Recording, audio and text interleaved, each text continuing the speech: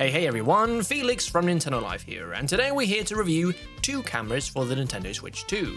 We'll start off with the official Nintendo Switch 2 camera, and then after that we'll move on to Hori's Piranha Plant camera. This Nintendo Switch 2 camera review was written by the stupendous Ollie Reynolds and has been adapted into this video by me.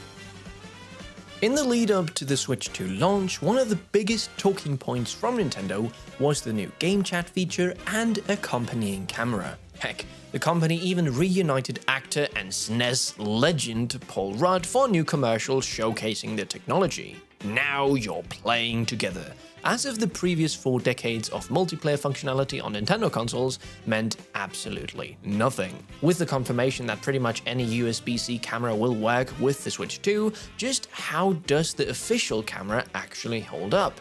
Well, it's a bit of a mixed bag overall. It's a pretty slick piece of hardware that blends in really well with both the Switch 2 itself and whatever TV setup you happen to be rocking at home. Oh, and you can also plug it into a laptop and use it as a webcam if you like. But despite its 1080p resolution, the actual image quality can look a little muddy, particularly if you have to zoom in.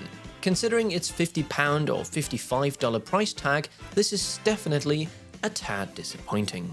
Looking at the camera itself, it's a surprisingly dinky little thing. We don't know why we thought it was much bigger prior to launch, but getting it in the hands for the first time revealed that it sits at just 17 centimeters in height. That's pretty small. The base and the stand feel as though they are made from metal, pretty solid and slightly cool to the touch. Meanwhile, the base is cushioned to prevent any scratches on the device or whatever surface you happen to place it on. The camera at the top is housed in a circular casing which feels slightly hollow, brittle even, like one drop on a hard surface could crack it, but the lightweight makes it easy to adjust the viewing angle. As standard, the camera comes with a USB-C cable which you can use to plug into the top of the console via its secondary USB-C slot, while the other end slots into the camera around its backside. About 3/4 of the way down to the camera stand is a small clip to tidy the cable away slightly. Finally, a thin dial is situated around the lens. Turning this anti-clockwise shields the lens with a small built-in white cover. Definitely handy for when you're not using the camera but can't be bothered to unplug it. All in all, it's a pretty well-made piece of kit, solid, sleek, functional, and inconspicuous enough to simply blend into the background. Where things get a little messy though, is when you actually start using it. Thankfully, setup is an absolute breeze. Once you've plugged it into the Switch 2 and you can use it in docked or handheld mode, you simply create or join a game chat session, navigate to the quick settings on screen and select the camera icon to turn it on. The main issue is resolution. We imagine that most, like us, will have the camera set up next to a TV while docked. In an average family environment, chances are you're going to be sitting a couple of meters away from a comfy couch. That means that the default image is quite far away, and so you'll appear pretty small on screen. Great for showing groups of people doing gameplay, sure, and the camera can pick out 4 faces, but not if you're on your own. Now, the good news is that you can zoom in via settings to the point where your head takes up most of the image space, but in doing so the image gets extremely fuzzy. Of course, the other option is to place the camera a bit nearer, if you're able. In a lot of living room settings, this might not be entirely feasible, but if you're playing in a small office environment on a desk or something, then you can probably get pretty close and alleviate those resolution issues. In addition to the zoom functionality, you can also apply the aforementioned background filter to the image, a system-wide thing and not limited to the official camera. One keeps the overall composition intact, but makes it so that only you display in the image. This is reasonably well done, but be prepared to see a bit of jank around your head and body. The other display option crops the image down just to your head within a small circle, again applying the same filter to remove anything in the background. The jank from the previous filter still crops up here and it can be a little irritating in isolation, but when you're knee-deep in a knockout rally on Mario Kart World, chances are you won't notice it. The only other thing worth noting is that there's no way to mount the camera on the Switch 2 itself when playing in handheld mode. This is an advantage currently enjoyed by the camera we'll review just here in a second, which you can plug into the USB-C slot at the top and carry it with you. We imagine that would definitely come in handy for those quick handheld sessions on the go. That said, Nintendo's camera does boast a higher resolution, so which you ultimately opt for will depend on what you value more, slightly higher image quality or more flexibility. So in conclusion, given the elegant, sleek design of the official Switch 2 camera, we would have expected the same kind of wow factor to be present in the actual image quality on display. Alas, despite the 1080p resolution, any scenario in which you need to zoom in at all makes the image incredibly fuzzy. That said, in practice, the novelty of seeing your friend's face after you've all been summoned to a Bowser's base in Mario Party Jamboree is a genuine blast, and in that context, concerns about image quality generally fade away. We've no doubt that third parties will come out with more accomplished, feature-rich cameras in the future, but for now, Nintendo's official offering is a solid, albeit non-essential option. We here at Nintendo Live give the Nintendo Switch 2 camera a 7 out of 10. And now with that done, let's move on to the review of the Piranha camera written by the wonderful Gavin Lane. While Nintendo itself put out an official Switch 2 camera alongside the new console, it's Hori's officially licensed and we have to say adorable Piranha camera which has attracted the most attention. A little USB-C webcam fashioned after the enemies from the Super Mario series, it's certainly a lot more fun looking than Nintendo's old school radio mic looking one.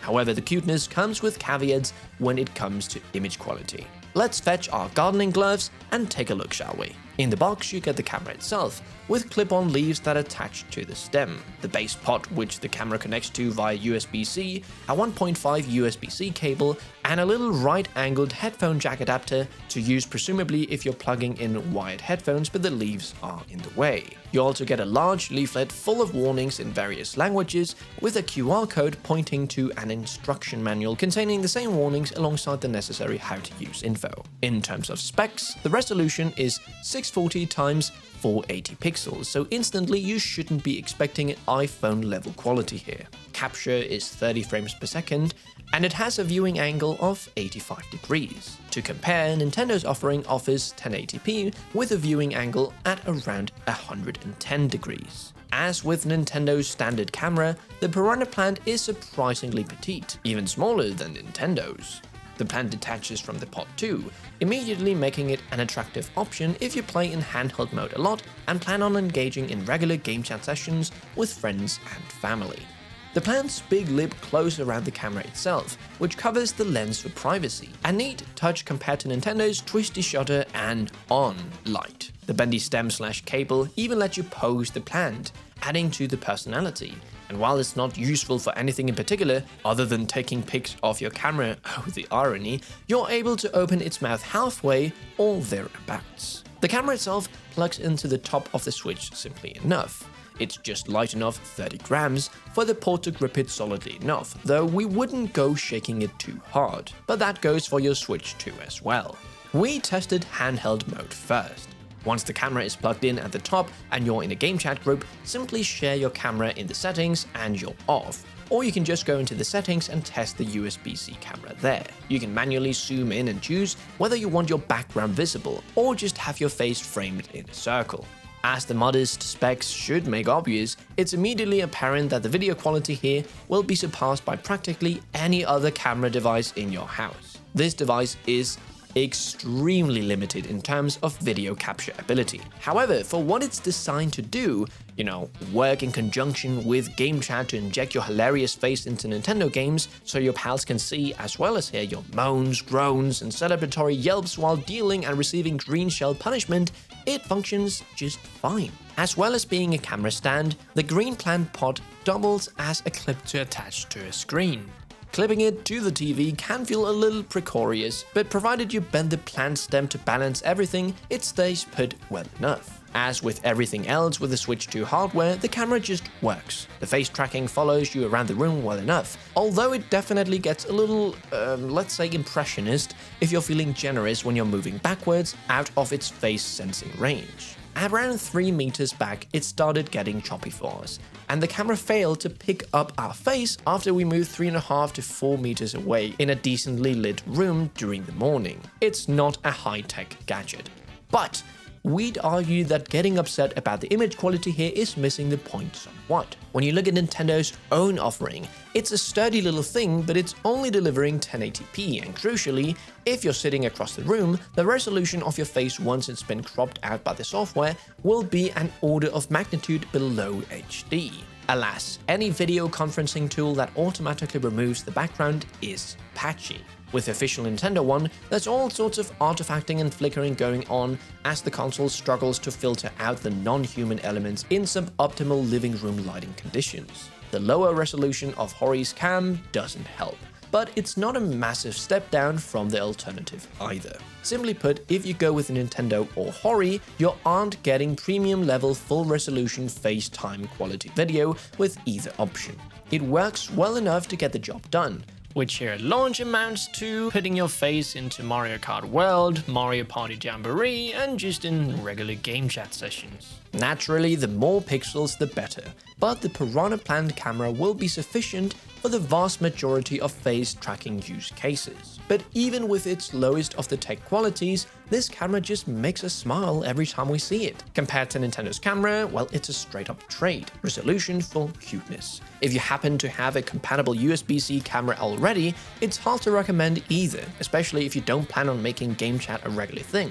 But given that this is cheaper than Nintendo's own camera, outside of the US at least, this is £34, 40 euros, but $60. And the other one, while offering better resolution, is hardly a precision eyepiece. It's all much of a muchness to us. Oh, and if you're wondering, it absolutely works as just a standard PC webcam. So if your laptop camera is borked, or you just want to give your video calls that blurry late 90s vibe, a Piranha Plant on your desk is an option. So in conclusion, if you're buying a Piranha Plant camera or any of the Switch 2 cameras, expecting a crystal clear super sharp image, well, you're going to be disappointed. These are rough and ready webcams meant to deliver knockabout lo-fi fun in the vein of the Game Boy camera or the 3DS's inbuilt lens. Approached from that angle, Hori delivers the functionality you want in an exceptionally cute package. If you're planning on streaming or you absolutely need the best possible picture quality, this simply won't meet your needs. Otherwise, only grade A grouches won't grin when they walk into the living room and see this clipped onto the top of your television. We here at Nintendo Live give the Nintendo Switch 2 Piranha Plant camera a 7 out of 10.